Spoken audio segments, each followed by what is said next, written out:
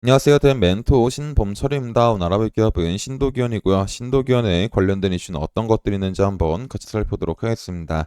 최근 OLED 디스플레이가 리지드 타입에서 플렉시블 타입, 폴더블 타입으로 변화가 됨에 따라서 유연한 디스플레이를 정밀하게 합작하기 위해서 진공 상태에서 균일한 압력을 가해 합작하는 기술이 발달하고 있다는 겁니다.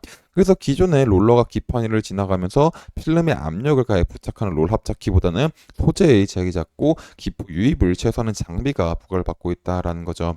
그래서 최근 이 OLED 투자가 이루어지고 있는 상황에서 신도견의 이 합작기가 수혜를 볼 수 있지 않을까라는 생각을 해볼 수가 있을 것 같습니다. 그래서 이 생각을 들 수 있는 만큼 최근 이 디스플레이 업계가 어떻게 흘러가고 있는지 한번 살펴보는 시간을 가져보도록 하겠습니다.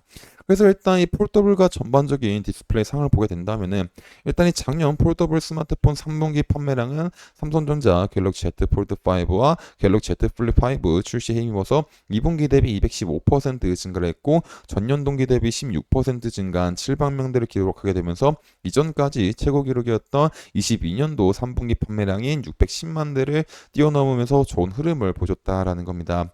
하지만 지속적으로 중국이 폴더블 시장을 침입하고 있고 중국 내에서 폴더블 스마트폰에 대한 애국 소비가 증가하게 되면서 삼성전자에 대한 점유율이 소폭 하락한 부분이 있다라는 거죠. 그리고 같은 기간 내에 화웨이에 대한 점유율도 소폭 하락한 부분이 있긴 하지만은 다른 중국 기업들에 대한 점유율도 같이 상승한 모습을 보여주고 있다라는 겁니다. 결국 지속적으로 중국에서 이 폴더블 시장이 커지다 보니까는 중국 기업의 화웨이는 메이트 X5 출시 이후 줄곧 공급이 수요를 쫓아가지 못하게 되면서 지난해 폴더블 폰 스마트폰 시장 1위를 유지하고 있고 오포 같은 경우는 전체 폴더블 스마트폰 시장에서 2위지만은 이 플립형 시장에서 36.3%를 차지하게 되면서 1위를 기록했다라는 겁니다. 그리고 아너 같은 경우는 지난해 하반기 폴더블 스마트폰 시장에서 두각을 나타내게 되면서 여러 신제품들이 자국 내에 대한 많은 관심을 받게 되면서 스마트폰 출하량도 전년 대비보다 증가 대비 467%에 달하게 되면서 가장 큰 성장세를 보여줬다라는 거죠. 결국 이 중국 기업에 대한 강세로 인해 가지고 삼성전자에 대한 폴더블 점유율이 하락을 한 모습을 보여주고 있다라는 겁니다. 그래서 중국 같은 경우는 지속적으로 폴더블 시장이 관심을 받다 보니까는 지속적으로 출하량도 전년 대비보다 114.5%가 증가했다라는 거고 또 폴더블이 2019년 첫 제품 출시된 이래 중국 폴더블 스마트폰 시장 같은 경우는 4년 연속 100% 이상의 성장률을 보여주고 있다라는 겁니다. 결국 이 폴더블 시장이 커지다 보니까는 기존 이제 썼던 롤 합작기보다는 신도기현의 기포 유입이 최소화되고 있는 합작기에 대한 관심이 점점 더 커지고 있다라고 보시면 될 것 같습니다.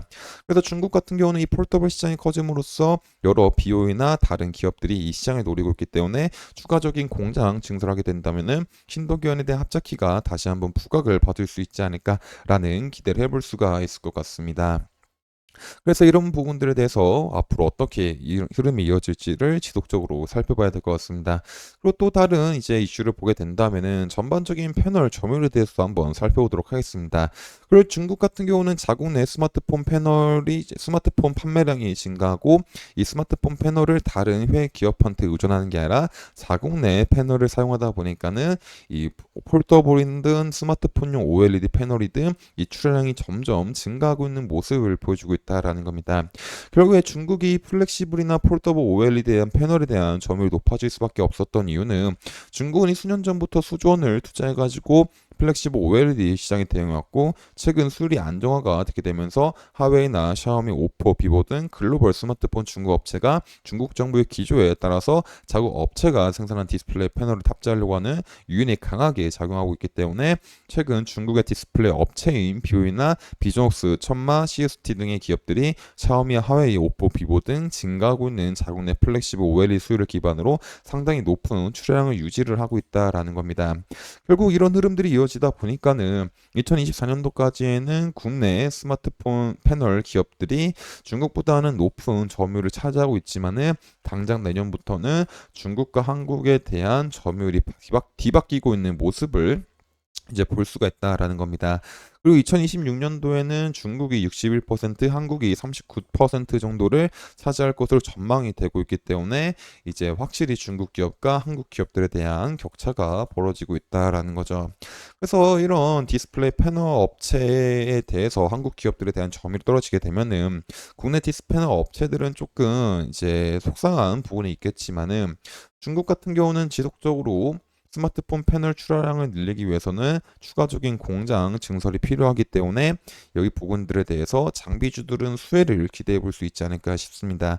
그래서 신도기업 같은 경우는 이 합작기를 중국 기업에 대한 이제 수혜를 한번 기대해 볼 수 있지 않을까라는 기대를 한번 가져볼 수가 있을 것 같습니다. 그리고 특히 중국 기업 내에서 이제 BOE나 CST 등 다른 기업들이 이제 이 8세대 이상 OLED 투자에 초점을 두고 있기 때문에 향후 신도견이 이 두 기업에 대한 수혜를 받을 수 있을지를 한번 살펴봐야 될 것 같습니다. 그래서 이런 부분들은 제가 지속적으로 확인을 해서 여러분들한테 알려드릴 예다 보니까 신도견에 관심 있으신 분들은 제 영상을 시청해주시면 감사하겠습니다. 그래서 신도견에 대한 주가도 한번 같이 살펴보도록 하겠습니다. 일단 신도견에 대한 주가를 보게 된다면은 이제 주봉상에서 저항을 살펴보게 된다면 이 부분이지 않을까 싶습니다. 그리고 일봉에서 조금만 더 자세히 보게 된다면 이 부분들에서 지속적으로 윗꼬리가 달린 이제 캔들이 많다라는 것을 확인할 수가 있다라는 거죠.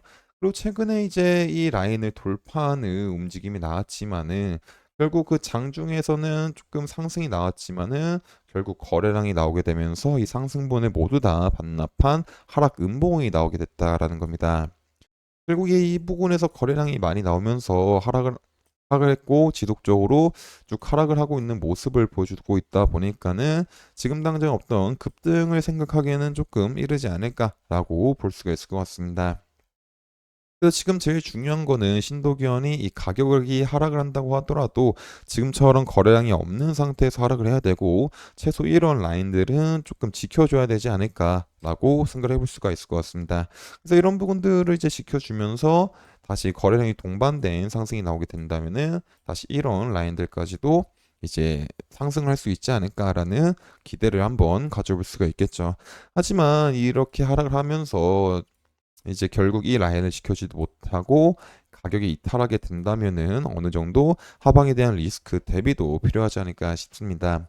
하지만 이제 신도기형 같은 경우는 이제 지속적으로 이 IT 올리 시대가 도래함으로써 이제 많은 디스플레이 패널 업체들이 투자를 하고 있는 상황이기 때문에 이 투자에 대한 기대감이 이제 실적으로 전환되게 된다면은 신도견에 대한 주가도 다시 한번 이제 반등이 나올 수 있지 않을까라고 생각을 해볼 수가 있을 것 같습니다.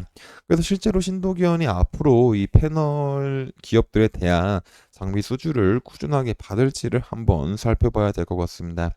그래서 이런 부분들은 제가 지속적으로 확인을 해서 여러분들한테 알려드릴 예다 보니까 신도견에 관심이 있으신 분들은 제 영상을 찍으시면 감사하겠습니다. 이상 대현 멘토 신범철이었습니다.